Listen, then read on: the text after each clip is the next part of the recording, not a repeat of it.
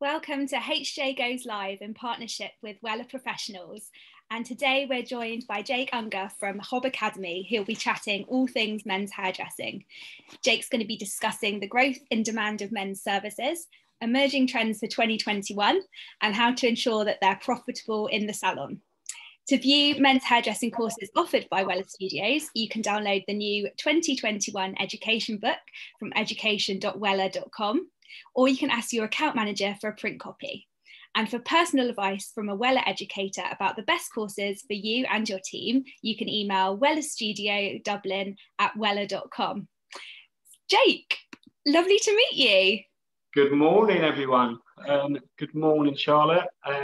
Welcome, everyone joining in online. It's great to have people to talk to this morning about men's trends. We've got some bits planned for you guys, so enjoy it for a little while. Brill. So I guess to kick things off, can you tell us a little bit about upcoming trends for 2021 and how they might be different from 2020?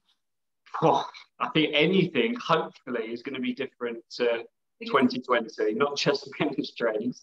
I think probably moving forward with fashion trends in general is probably one of the most difficult things at the moment to predict. I think, put it in perspective, if at the end of 2019 we was having this conversation, I imagine we'd all be completely wrong with all of the trends that we predicted coming through, a change from the 70s to 80s, all that type of thing. In main fashion, I don't think many people could have got it more wrong, to be honest. So I think moving forward to 2021, it's important to move forward with caution. And I think men's trends in general don't move quite as fast as women's trends. So, I mean, speaking to yourself this morning, Charlotte, saying a lot of the people that we are expecting to see this is more of a hairdresser based, so people that are mainly used to doing men and women's hair, as well as some barbers. So as we know from women's trends can move with any celebrity. All they've got to do is suddenly cut off their hair and all of a sudden we've got a new trend. I feel with men's hair, it's slightly different. Even if a big celebrity or someone does have a big transformation, it usually takes a little while from that. But I think moving forward into 2021, I think the last year has helped people, particularly. I mean, I used to have long hair, kind of down to here at one point, maybe about 3 or 4 years ago now, and I wanted long hair for a long time, and it took me forever. And I would start growing it, and then get annoyed with it, and then recut it off. Regrow it, cut it off. So I never really got to the length that I wanted. Whereas I think for all of those guys that have been wanting to do that, the first lockdown in particular was the perfect excuse for it. So we managed to see more guys starting to grow their hair a lot more, which is great from a salon business point of view. Maybe not so much from a barber business point of view, because barbers for a long time now have had the luxury of the trend being this kind of faded trend. I think for the last 2 or 3 years, we've heard about fade. It's get as short as possible on the side and slowly start to blend down. But I think what 2021 is starting to show us is be a little bit more rugged potentially, be a little bit more longer, or be completely shaved off and not really have the length on top. So just very quickly, I hope you can see my screen behind, guys. Yeah. Oh, and I'm more so, I hope my screen works. It doesn't look like it is. The typical technical problem. Let me try and get that back working for you guys. No, for some reason it's going crazy today. I'll get it back up and working in a second. No worries. The main trend, we've got kind of 4 or 5-ish kind of trends that as an academy and as a salon group. So check out our Instagram page, at Hob Salons.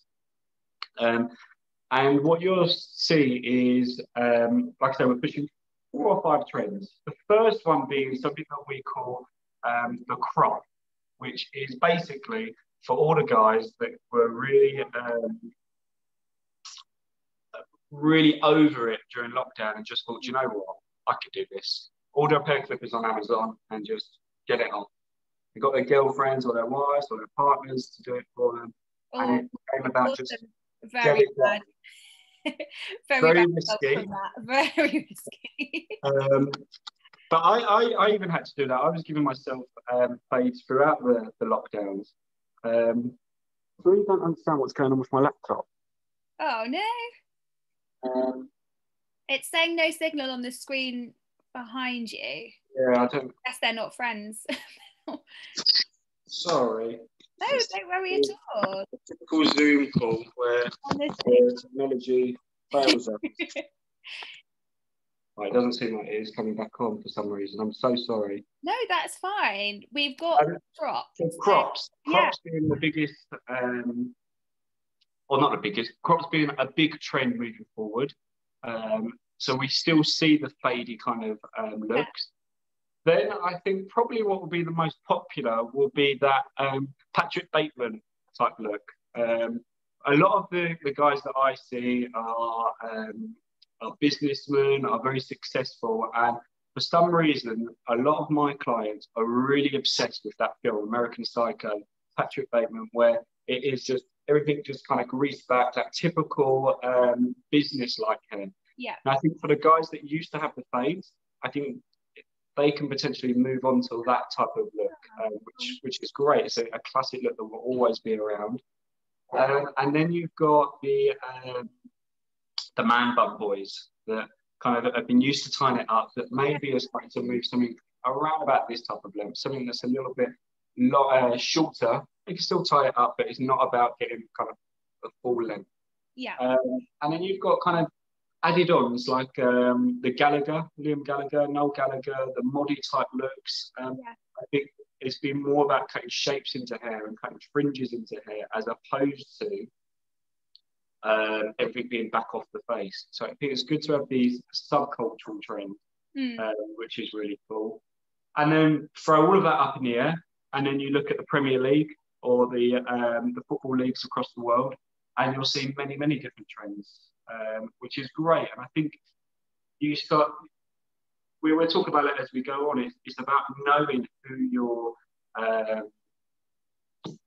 your client is the most important thing, to know where to kind of push them towards, what kind of looks you think that they would want.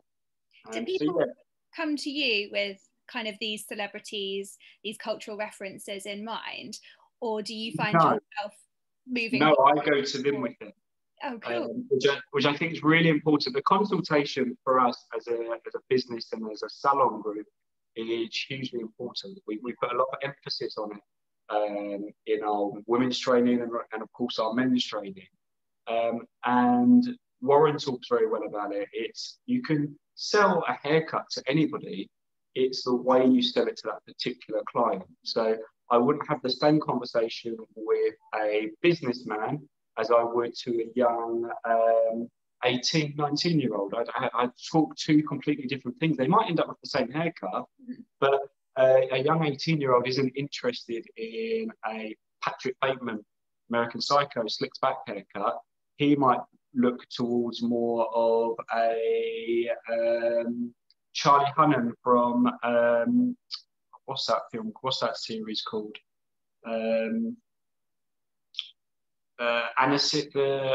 Sons of Anarchy. Okay.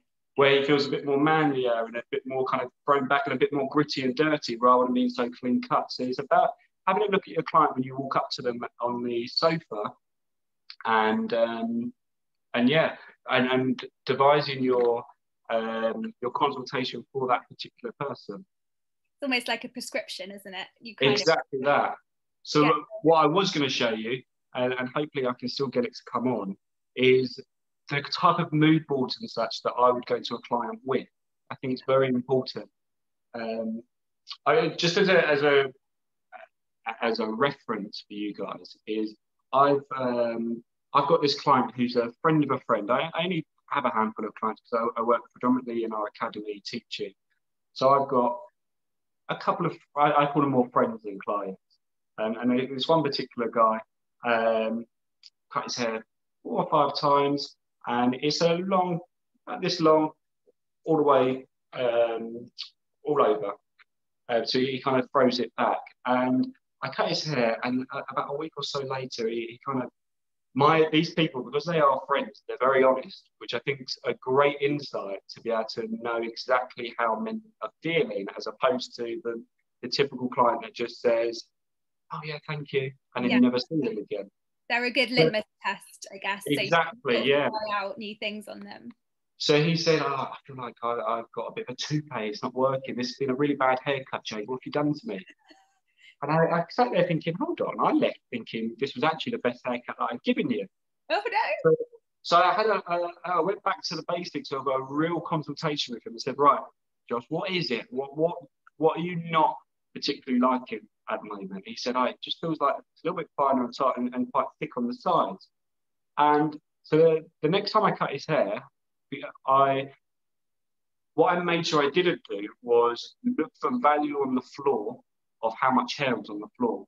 Okay. And I think that's something that we do a lot, more so with men than we do with women. I think we look for, have I cut enough hair on the floor? Is there enough hair come off your head for me to value charging you 40, 50 pounds sometimes for a haircut in a salon? Why? And I think why do you think that is? And then more discerning, is that how they measure what's a... I think so. I think men are a little bit more, I paid £50 for this, you probably cut the thing off. Whereas for women, it's, oh my God, you've cut so much hair off. Yeah. I'm not paying today. You've cut all my hair off.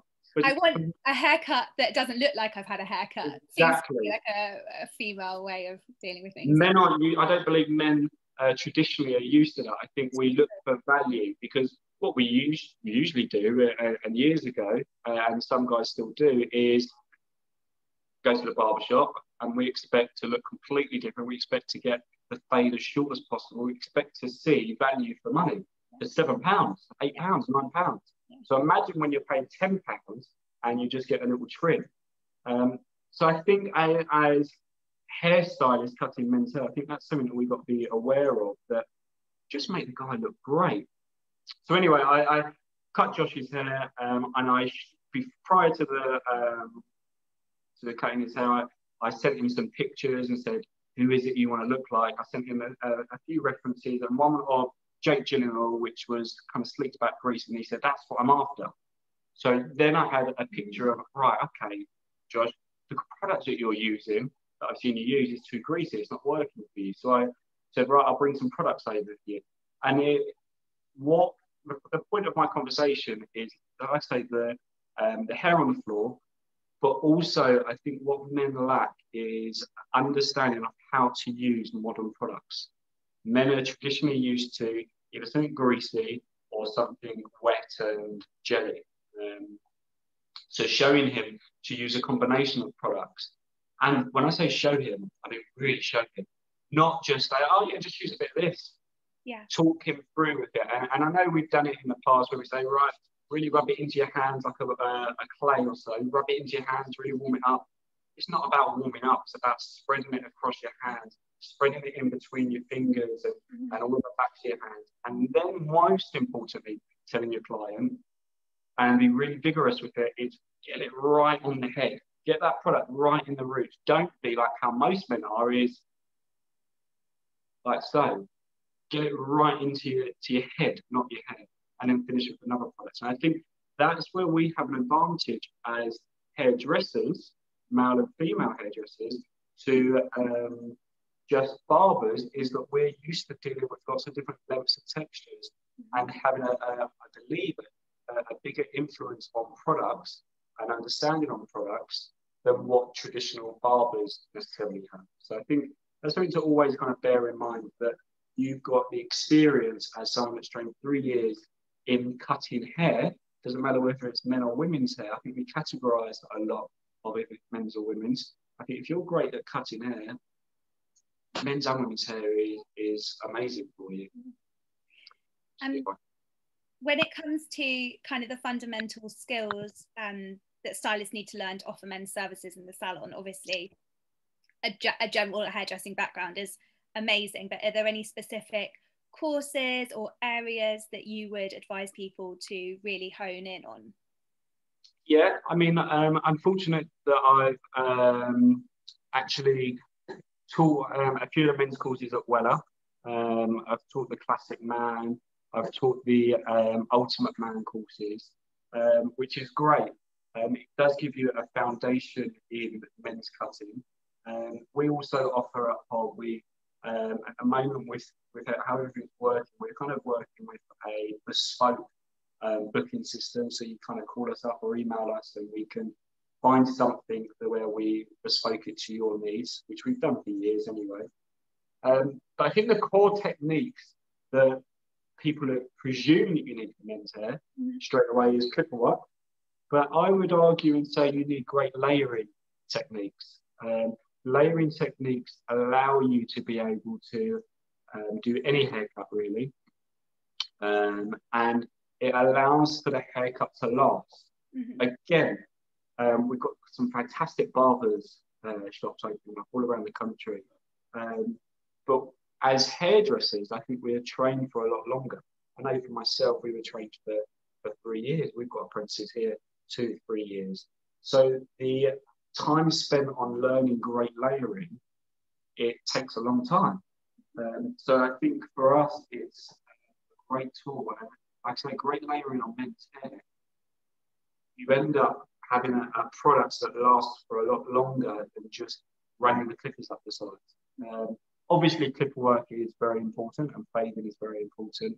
But I think the basic fundamental starts with layering and graduation. Then you can learn the clipper work kind of after that. Cool. And when it comes to keeping the men's services that you offer in salon profitable, are there any tips and advice that you would give for that? Timing, I think, is the biggest question in our salons. Is timing is a luxury. Well, if we book at something so let's say we book an appointment for 45 minutes, we know as hairdressers we take an hour. So I think we need to be careful with men's hair, because let's take a perfect client, which we try to always envision. A perfect client is somebody that comes in, maybe wants a full set of highlights, because that's a huge bill, wants a trim every 8 weeks along with their highlights, has a treatment whilst they're in the salon, and buys products. Wow, what a great clientele we've got there. If we could have 10 appointments a day of those type of people, we're running a great successful business. Now, where men's hair for me comes into that is when I've not got 10 clients and when I've got a shorter gap that I can't necessarily fit a cut and blow dry into for a woman. I need to be flexible enough to be able to throw in a men's in there. So it's not quite as high a bill, but actually what's great about fitting that guy in is, again, you're filling a time slot that necessarily isn't there for everybody. But more importantly, you're learning and perfecting your layering skills at a shorter length where you can get found out a little bit easier. So the layering has to be a bit more perfect. Whereas someone like your hair, Charlotte, if we was to layer your hair long, it wouldn't really take many people could pick your or look at your hair and go, oh God, it's longer on one side of the layering. As long as the length's okay, the layering, it could be all over the place. But on men's hair, if the layering hair at a shorter length or women's hair at a shorter length, if your layering isn't great, you're going to be found out quite quickly. So I think for me, that is the great thing about offering men's hair in the salon, is that we end up perfecting our skills a little bit more. Right, let's try this. Okie Fingers dokie. crossed. Crossing my fingers. Right, there you go. Hey, lovely. So hopefully you can see that. Absolutely.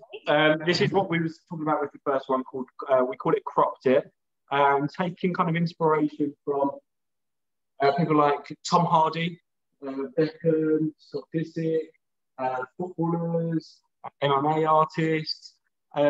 This is the real kind of the now haircut, I'd say the lockdown haircut of the blokey blokes, which is just get it off very quickly.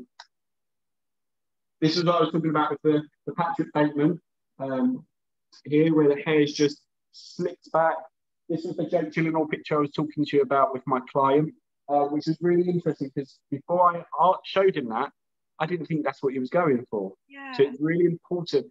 And even if he wasn't going for it, just him seeing that picture makes him realise that's what he's going for. Yeah. And I think that's where us bringing mood boards to the client rather than them bring mood boards to us is the trick there, is a client doesn't necessarily know what they want until they see it.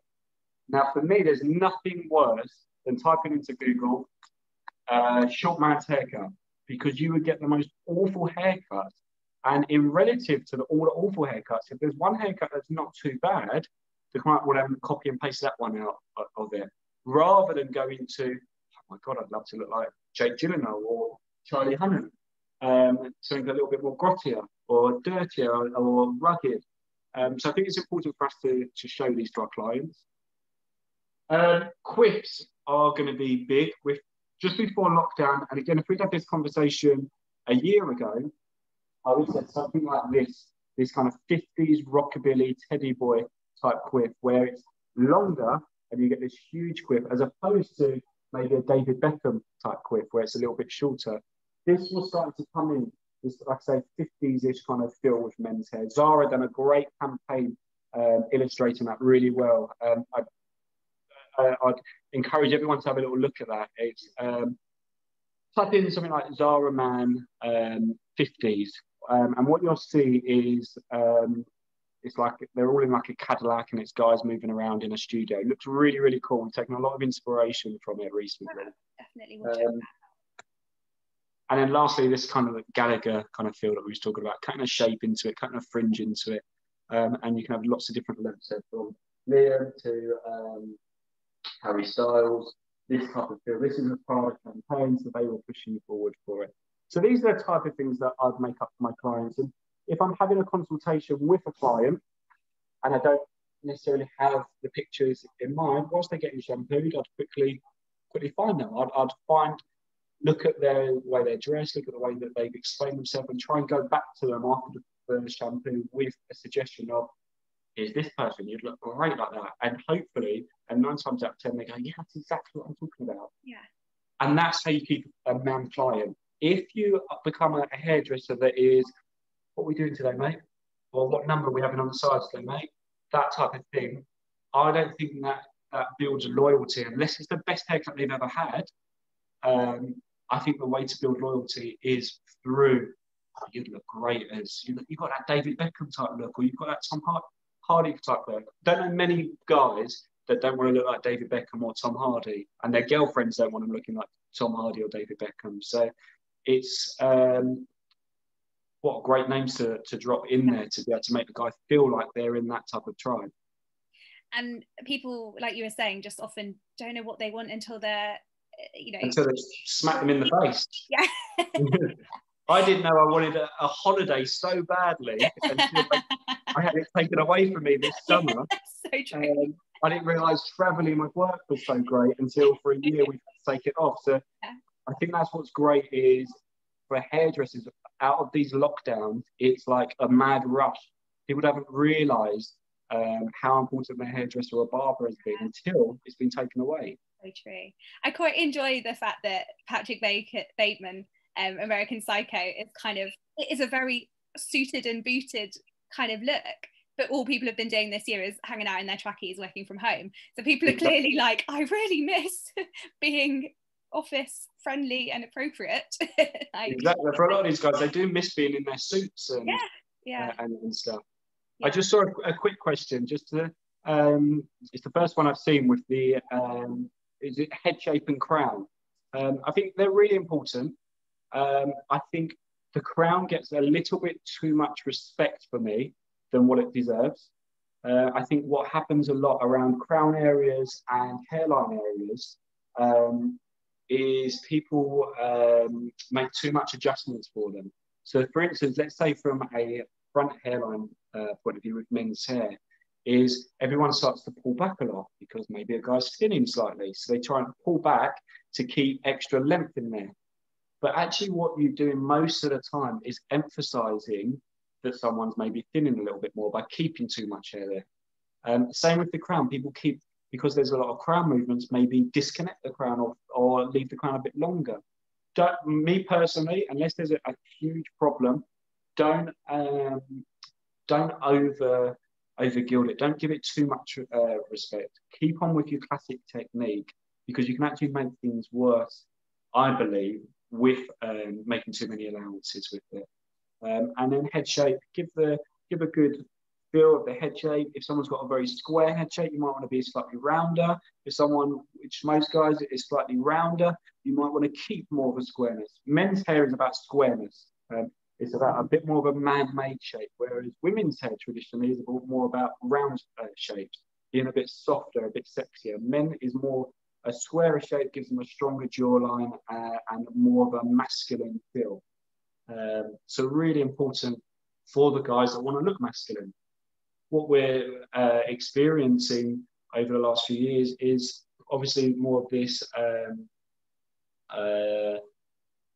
idea of different kind of genders, etc., where actually not all guys want to look masculine. So we need to take that into account with our mood boards, with the way that we talk about different men's trends, that actually guys want to look like how they want to look. So dive a little bit deeper, find out exactly how that gentleman wants to look, and find references that makes them feel like you've really understood their lifestyle and really understood their tribe. And tribe is the biggest word there. What tribe do they belong to, and who do they want to fit in with?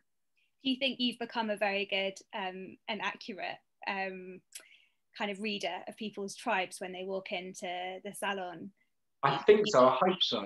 Yeah, it has become very difficult a few years now, because what happens is people change their tribes daily from daily. Yeah. Where years ago, someone, if they were a mod in the 80s, they were a mod, or in the 60s, they were a mod. They were always a mod. Yeah. They would never have a quiff the next day. Yeah. So now what's happening is people are changing. One day they might want a quiff, one day they might want it on the side. One day they might be wearing a suit, one day they might be wearing a tracksuit, or every day a tracksuit, as we've said now. So it's important to understand that people do change, and people don't just want the same haircut each time. They want, I think, as much emphasis as you put into your first consultation with someone, put 90% in next time. Don't go down to the 10% of same as last time. Put as much effort in and say, oh, have you seen blah, blah, blah's hair? I think it would be nice to get you a little bit longer in the back, rather than the Jake Gyllenhaal one, where he's quite short. Let's grow it so you get these flicky bits. We really cool at the moment. Or the opposite, oh, these flicky bits are a bit annoying now. Let's always find something where your guy's coming back for more, and he boasts about you to his friend and goes, that Jake's amazing. Every time he's always on the button. Yeah. It's easy for us because actually I can do the same haircut. It's just the way that I sell it to the client makes him feel, or her feel, wow, this guy's, I'm really understanding the latest trends, and I always get something new from him. Yeah. And on the opposite kind of side of the coin, are there any men's trends that you would absolutely avoid doing in the salon? Would you ever say no? Would I ever say no? I haven't had the experience of saying no for a men's trend, because men's trends are generally quite safe and not too crazy. The one experience I'll quickly wrap up that I always remember is I had this lady come in and she had really curly hair, almost afro hair, and she showed me pictures of how she wanted it, how she would usually blow dry it and style it. And I think, I can't remember who the references was, but she had one reference and a two or three, which said, I love this, this is amazing, this is exactly what I want. Very simple layered shape. And then she had pictures, which was grow, to say, I hate this, I hate this, I hate this. Oh, cool. However, the picture's done this, where actually they were exactly the same. Oh. So I said to her, I'm not too sure what's right and what's wrong. They're very close. Anyway, she became very heated, and I said to her, do you know what? Today, I'm not your hairdresser. I'm not going to be the best person for you, because I'm not comfortable that come the end of it, I'm going to make you happy. The moral of the story is, half an hour later, she was begging me to cut her hair because nobody had actually been confident enough with her to say, actually, Mrs. Jones, it's actually not possible. Whereas what we do from hairdressers a lot of the time is we, okay, I can do that, and we pretend. And I think it's important to just be honest with clients. And if you don't think a Gallagher is going to suit a businessman, ask why he's wanting the Gallagher. What is it? Oh, you might find out by the weekend he's in a rock band or he's in an indie band. And well, that makes perfect sense. Yes, that will suit you. Mm-hmm. So, no, I wouldn't necessarily say no to someone, but I would definitely advise more towards a classier, more sophisticated, more expensive version of maybe what they're asking for, and try and move it. Like the perfect example is the lady that brings a Victoria Beckham pop in now, where it's stacked right at the back and very long on the front. Most of the time, I'm not going to do that haircut. I will explain to her that that's a bit more of an older shape, that these bits aren't doing her any justice in the face shape, and I will show her a modern version of it. And 9 times out of 10, you end up doing the nicer version because obviously the 2 pictures, look how much better this one is. Yeah. So let's go more towards that. But what I do is I'll keep a little bit more length in it for you. Okay, brilliant, thank you. Yeah, and then still understanding. You're giving a bespoke service as well. You're exactly kind of selling something and making it more tailored. So. And I think that is the key to this post 2020, moving into 2021, is we've got the clients now in terms of the clients. I think a lot of them have done these box dyes. They've done cutting their hair themselves. They've maybe thought for the first one, oh, that was easy. I'll do this to myself the whole time. Then they get their girlfriend or their boyfriend to do it again for them. It doesn't work out the second time. Again, the same with a box dye. The first time might be okay. Then you realise it doesn't last as long. It's actually, the colour's gone khaki and all of these things, these add-ons. But of course, for the first time, yeah, it's £10. It's so much easier. I've done it myself at home. Hold on, your tiles are starting to not look as nice in the growl, and it's patchy and the grow out. So now we've pulled those clients back in to say, hold on, we're a valuable service, use us, but you need A, B, and C to be able to make you look great. And I think that's the main thing for 2021 is that we give a bespoke service rather than the shop service of where they could get it in every shop down the high street. What makes your salon, what makes your station in your salon successful? And it's giving a bespoke service with empathy of, I understand you, this is how you want to look. Yeah. And I think your mood boards are just testament to making people feel special and understood. And yeah. Hopefully. I think these are ones that I proved very quickly together. So I would print a handful of and have in my mind celebrity references. Everybody loves a celebrity reference with men on their hair. So even if they think they don't. Even if I know I don't look like David Beckham, but you show me a picture of David Beckham or you say, oh, I'm going to do something similar to Beckham said, I feel great. I feel like, oh my God, I look like David Beckham for 6 weeks. I think that's what helps make a client think that guy understood me. He got me. He got who I wanted to be. Whereas if they came back with a reference, where the scary part is if they came back with a reference that I definitely didn't want to look like, I'd be a little bit worried of, oh, they really understand me. So there's simple telltale signs to be able to know who the client is.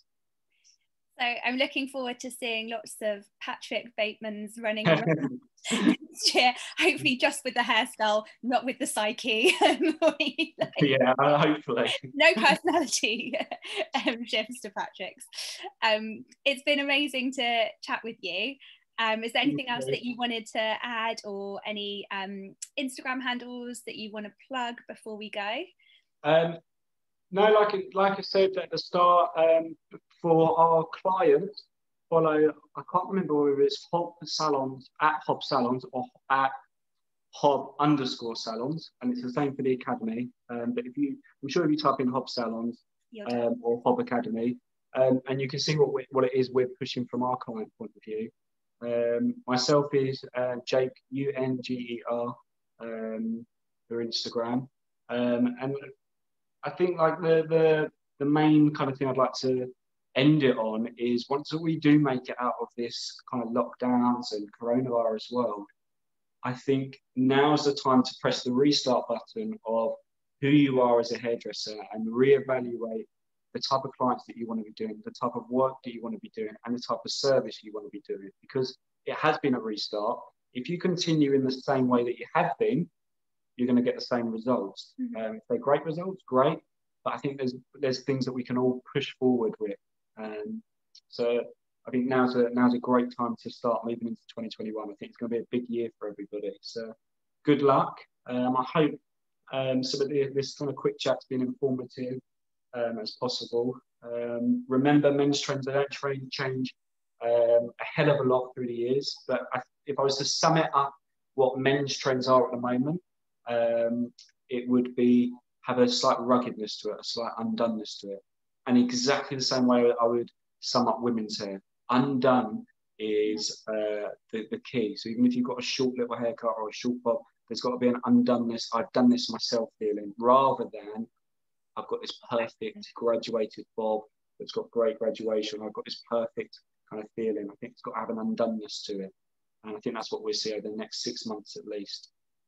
So true. Right. Thank you so much for thank you for having me and your inspiration.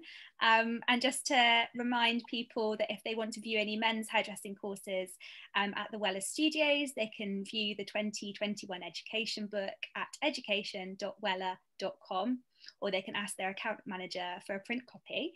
And if you want any bespoke recommendations for courses, you can email wellastudiodublin@wella.com to get personal advice from a Wella educator. Jake, it's been lovely to meet you. You too. Thank you for having me. Hopefully see you in person next year. Hopefully. Brilliant. Have an amazing day. Bye. Thank you. Bye-bye, everyone.